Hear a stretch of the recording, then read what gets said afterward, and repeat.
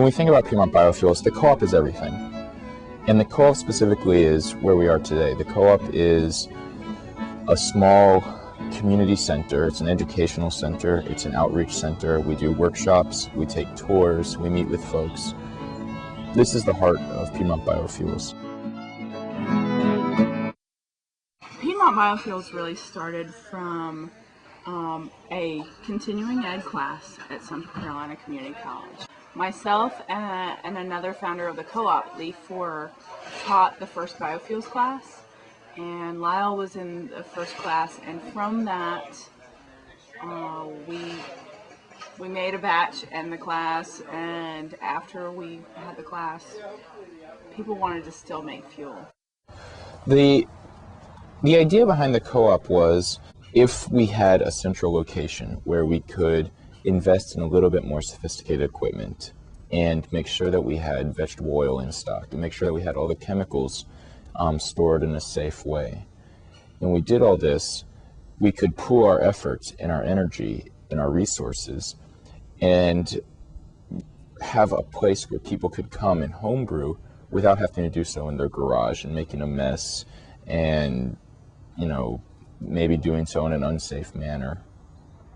Biodiesel is diesel fuel that comes from vegetable oil instead of petroleum oil. So just using that base vegetable oil to make the diesel fuel. We run it through a chemical process to turn it into diesel fuel.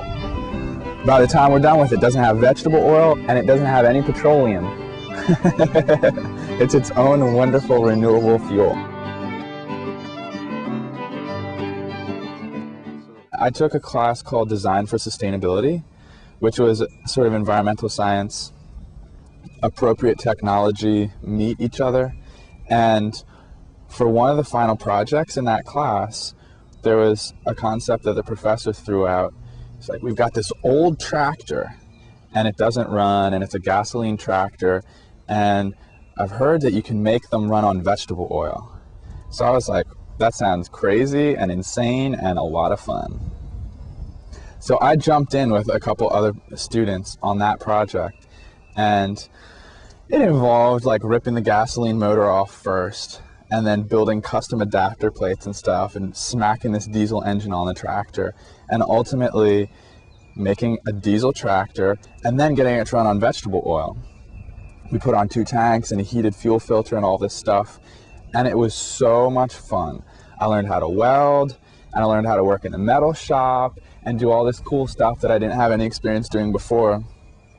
And the ultimate joy of the thing was taking restaurant grease from the cafeteria where we all ate nasty greasy food, putting it into the gas tank of the tractor, and then late one night when we got the thing running, probably at 1 a.m. or something, firing it up and riding through all the dorm quads smelling like French fries when everyone was drunk and they're following us, trying to figure out, where's all that fried food smelling come from?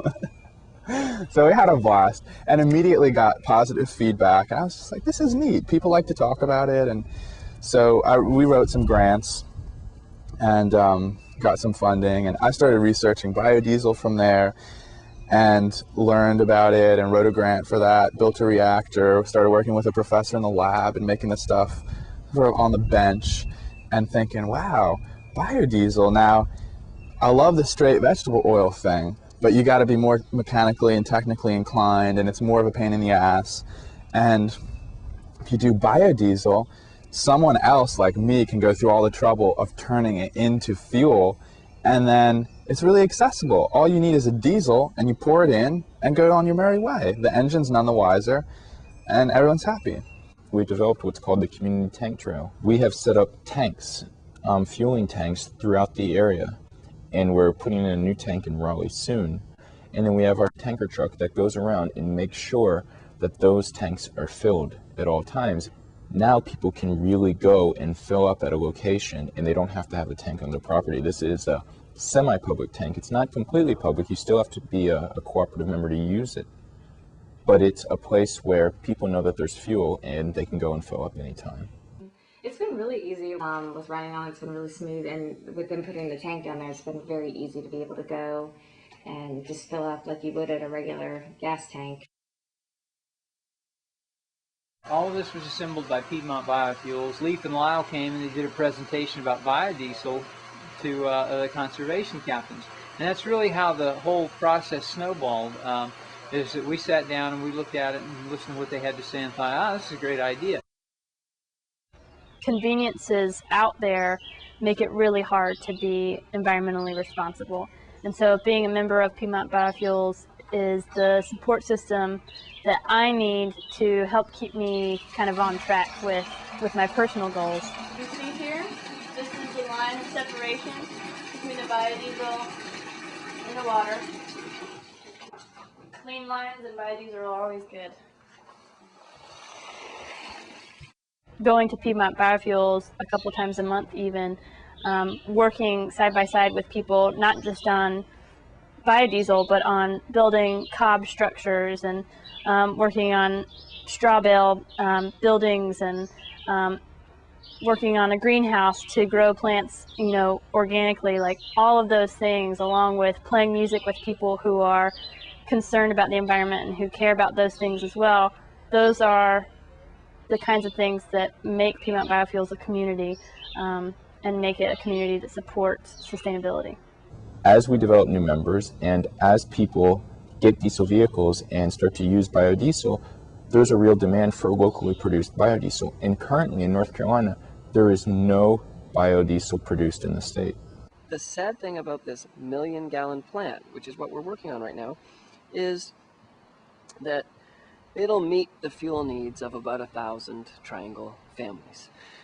1 million gallons sounds like a lot, but 1 million gallons is a small country gas station. This is grown organically. This has not been intentional. There has not been a plan. And I think at the heart of it is the fact that, Rachel, Leaf, and Lyle formed this sort of biodiesel garage band, and we haven't broken up.